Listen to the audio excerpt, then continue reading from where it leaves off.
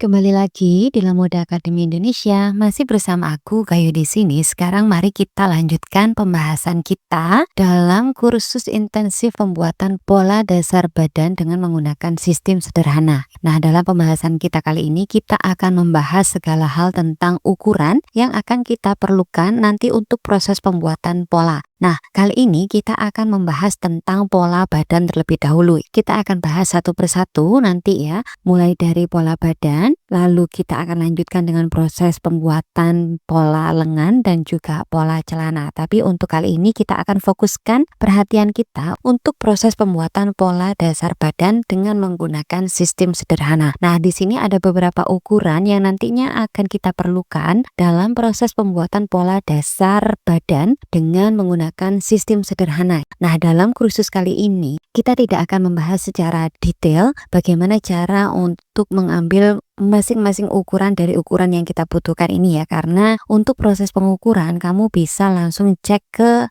kursus intensif cara pengambilan ukuran badan di section yang lainnya ya. Kita sudah bahas secara lengkap di situ. Kalau memang dibutuhkan, kamu bisa langsung cek di situ bagaimana cara mengambil ukuran yang benar ya. Di situ sudah dibahas secara lengkap beserta dengan contoh dan tutorial cara pengambilan masing-masing dari jenis ukuran yang akan kita perlukan dalam proses pembuatan pola. Ukuran yang akan kita perlukan untuk proses pembuatan pola badan dasar menggunakan sistem sederhana ini yang pertama adalah lingkar leher ya. Untuk cara pengukuran lingkar leher sendiri masih sama ya. Di sini tidak ada yang berbeda caranya. Kita akan mengukur di sekeliling dari pangkal bagian bawah leher ya. Itu diukur bisa dimulai dari depan atau dari belakang ya. Tapi kalau cara yang paling mudah itu kita akan mulai dari tulang sabun atau cekungan di bagian depan leher itu ya, di bagian pangkal depan bawah leher itu ya. Di situ kita mulai ukur, kemudian lingkarkan meterannya ke belakang, ke bagian leher belakang sampai bertemu lagi di titik yang sama di mana kita memulai pengukurannya tadi. Itu cara untuk mengukur lingkar leher, dan untuk ukuran lingkar leher ini kita akan ambil secara pas ya. Jadi tidak perlu ditambahkan kelonggaran. Berikutnya di sini kita akan mengukur lingkar badan. Nah, untuk pengukuran lingkar badan sendiri, untuk pembuatan pola badan dasar dengan menggunakan sistem sederhana ini kita akan mengambil ukuran lingkar badan secara pas ya. Jadi di sini kita tidak perlu untuk menambahkan kelonggaran pada saat kita mengukur, tapi kita akan ambil ukurannya itu secara pas karena nanti kelonggarannya itu akan kita tambahkan waktu kita melakukan pecah pola ya. Kalau biasanya untuk kursus-kursus di luar sana memang diajarkan untuk pengambilan lingkar badan itu ditambahkan kelonggaran sebesar 3 jari ya. Tapi dalam kursus kali ini kita tidak akan menggunakan teknik tersebut, melainkan di sini kita akan ukur lingkar badannya secara pas. Jadi di sini kita akan ukur secara melingkar di bagian terbesar dari dada ya. Kalau memang diperlukan, kamu bisa menggunakan bantuan dari tali popok untuk menandai posisi di mana pengambilan dari lingkar badan, lingkar pinggang dan juga lingkar panggul ya, untuk memudahkan proses pengukurannya. Untuk tutorial lengkapnya bisa langsung cek kursus intensif yang membahas tentang cara pengambilan ukuran badan. Nah, berikutnya di sini kita juga akan mengambil ukuran lingkar pinggang. Untuk lingkar pinggang sendiri di sini kita akan mengambil ukuran di sekeliling bagian terkecil dari pinggang secara melingkar ya. Ini juga diambil secara pas. Jadi untuk ukurannya tidak perlu ditambahkan kelonggaran karena kelonggarannya nanti sama kita akan tambahkan pada saat kita melakukan pecah pola.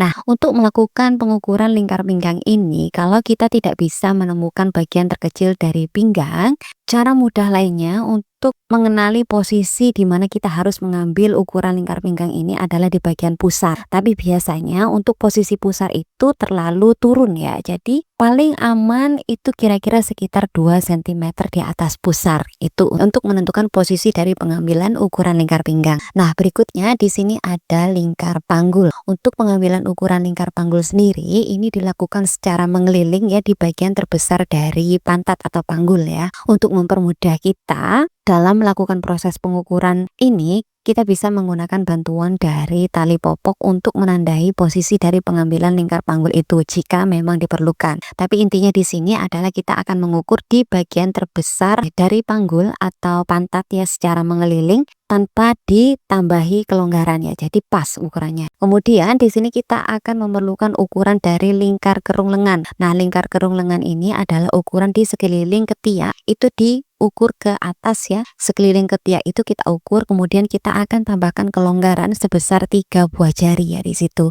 untuk berjaga-jaga agar nanti kerung lengan yang akan kita buat dari pola itu tidak terlalu kecil dan tidak nyaman untuk dipakai ya. Jadi ditambahkan 3 jari saja untuk pengukuran lingkar kerung lengannya. Nah, di sini berikutnya ada panjang bahu. Untuk pengukuran panjang bahu sendiri itu akan dimulai dari pangkal bawah leher yang berada tegak lurus dengan bahu itu ya. Jadi dari pangkal tersebut kita ukur keluar ke bagian tulang terluar dari bahu ya, atau di bagian ujung dari pangkal lengan kita. Biasanya kan ada tulang yang muncul di situ ya. Itu kita bisa jadikan sebagai batasan dari pengukuran panjang bahu. Bisa diukur dari tulang tersebut, bisa dilebihi sekitar 1 cm ya, maksimal 1,5 cm. Jangan terlalu banyak kelebihannya ya, karena nanti kalau panjang bahunya itu terlalu panjang, maka baju yang akan kita buat nanti bahunya akan terlalu turun dan tidak bagus untuk dikenakan. Jadi seperti itu ya. Untuk amannya sebaiknya ukur tepat di bagian tulang yang keluar di bagian pangkal lengan atau di bagian terluar dari panjang bahu tersebut. Kemudian ukuran berikutnya ada panjang muka.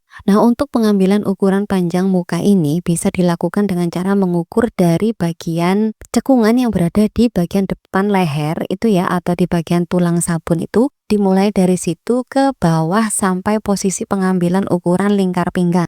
Atau kalau posisi dari pengambilan lingkar pinggangnya itu tidak ditandai tadi dengan menggunakan tali popok, kita bisa menggunakan batasan pusar ya. Jadi diukur dari cekungan muka di bagian leher itu sampai ke bagian pusar. Itu merupakan panjang muka. Kemudian di sini ada lebar muka. Untuk pengambilan ukuran lebar muka ini kita akan mulai dari batas ketiak sebelah kanan ke batas ketiak sebelah kiri, atau sebaliknya ya, arahnya tidak terlalu penting. Yang penting dari arah batas ketiak kanan dan kiri itu ya jaraknya kita ukur ya, dan itu disebut sebagai ukuran lebar muka. Nah, di sini untuk lebar muka jangan terlalu ketat ketika mengukur ya, dan juga jangan terlalu panjang, karena nanti kalau terlalu ketat baju yang kita buat itu ketika dikenakan akan tidak nyaman ya, karena pergerakan tangannya itu akan terbatas karena lebar mukanya yang kurang panjang ya. Tapi kalau lebar mukanya ini terlalu panjang, nanti baju yang akan kita buat itu akan bergelembung di bagian dadanya ya, di bagian ketiak yang ada di dekat dada itu akan bergelembung karena memang lebar mukanya yang terlalu panjang tadi ya. Ukuran berikutnya yang kita butuhkan adalah tinggi dada. Untuk pengambilan ukuran tinggi dada ini ada 2 cara ya. Yang pertama, kita bisa ukur dari cekungan di bagian leher depan atau tulang sabun itu ya, ke bawah di posisi jarak antara buah dada ya. Jadi di tengah-tengah jarak antara buah dada itu ke atas diukur sampai ke bagian cekungan leher atau di bagian tulang sabun itu disebut dengan ukuran tinggi dada ya. Atau cara kedua yang kita bisa ambil yaitu kita bisa mengukur dari jarak antara 2 buah dada ke bawah sampai ke area pusar. Itu cara kedua untuk mengambil ukuran tinggi dada.